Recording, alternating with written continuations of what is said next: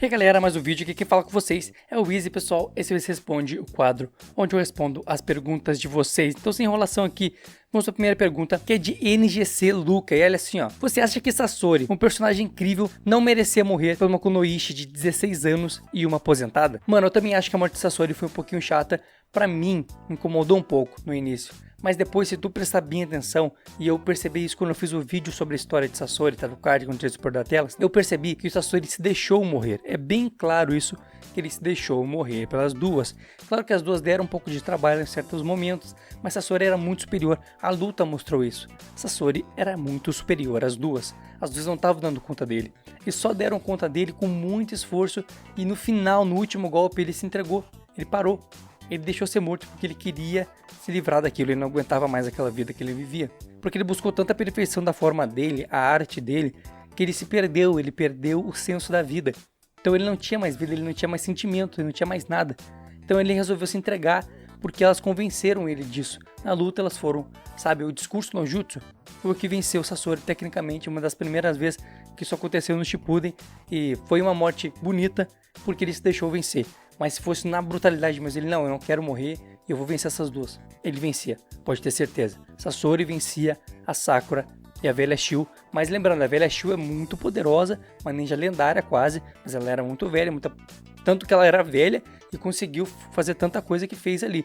Só que o Sasori se deixou vencer, isso foi bem claro. Assiste o meu vídeo que vocês vão perceber isso, ou assiste ao episódio da morte de Sasori, que vocês vão ver que ele se deixou vencer mesmo e ser abraçado pelos pais deles. E acabar com aquilo de uma vez por todas, porque ele não aguentava mais aquela vida que ele vivia, que ele criou, né? Aquela coisa falsa que ele criou. Então ele se deixou levar e ir para o mundo onde ele ia encontrar os pais dele, a princípio. Então já vamos para a próxima pergunta, que é do NGC Luca. Ele é assim, ó: o que você acha dos Jounin fracos de Konoha? Bom, irmão, falando em Jounins, eu acredito que essa nova geração de Jounins em Boruto, realmente, para mim, estão bem fracos.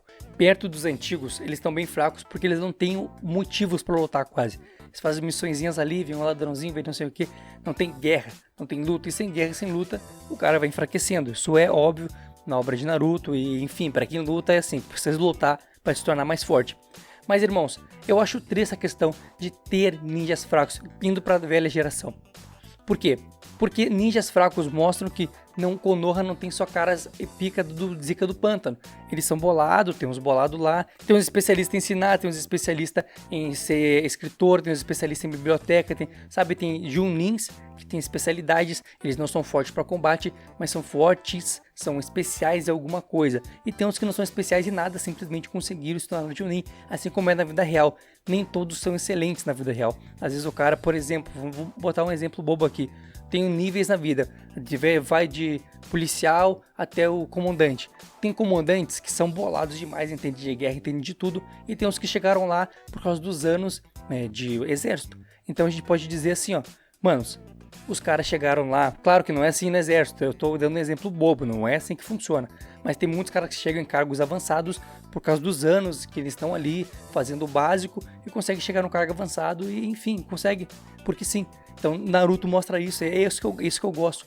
Tem caras que é muito forte porque lutam, porque foram ambus, porque foram não sei o que, interrogatório, foram pra guerra, queimaram o rosto, queimaram tudo, perderam o braço, porque são lutadores bolados e continuam lutando. E tem uns que não, tem uns que ficam na biblioteca lá, escrevendo, decifrando códigos e tal. Então cada um tem seu objetivo, cada um tem o seu encaixe na vila, e isso é muito lindo, muito legal na obra de Naruto. Mas os que eu acho mais fraco, na minha opinião, dos Jounins que apareceram na obra de Naruto, são o Mizuki, o Iruka, o Ebisu e a Shizune. Esses aí são os que eu acho mais fracos, apesar da Shizune tem sim os seus talentos, mas pra te ver, ela tem um pouco de talento de cura, mas ela é mais uma secretária, ajuda nessas questões aí, entende muita coisa, é muito inteligente, porém ela não é forte, ela não é super forte, e ela perderia facilmente para qualquer ninja quase. Então com isso a gente vê que cada um deles tem suas especialidades, mas para combate eles não são fortes. Mas eu quero saber a opinião de vocês. Me digam 5 ninjas que vocês acham mais fracos, pode ser de qualquer vila, faz o top aí que eu quero ver a opinião de vocês. Então já vamos para a próxima pergunta, que é do Shayadin 8000, o bicho é louco.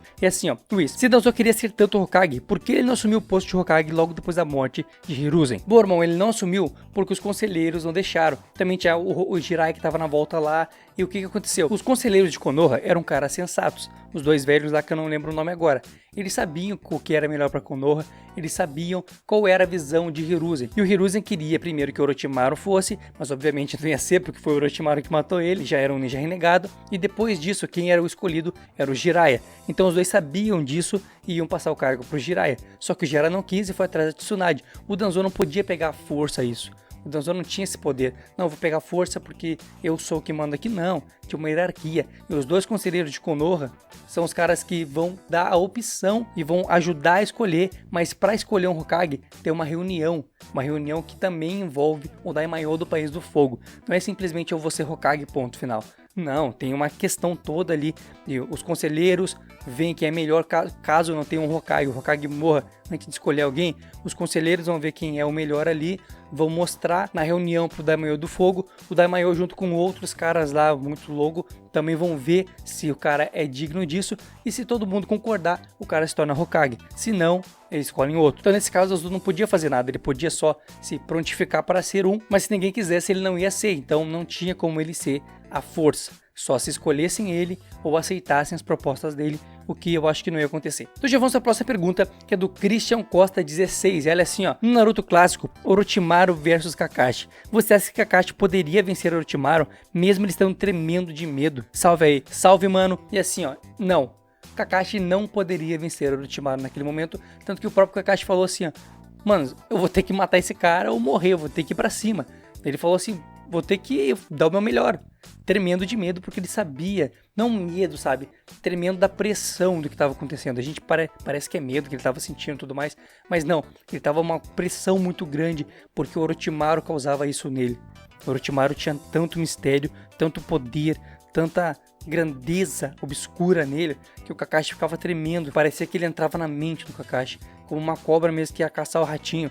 O Orochimaru fazia isso nas vítimas dele, e o Kakashi era uma das vítimas. Então o Kakashi não tinha força suficiente para vencer o Orochimaru, nunca teve força suficiente para vencer o Orochimaru.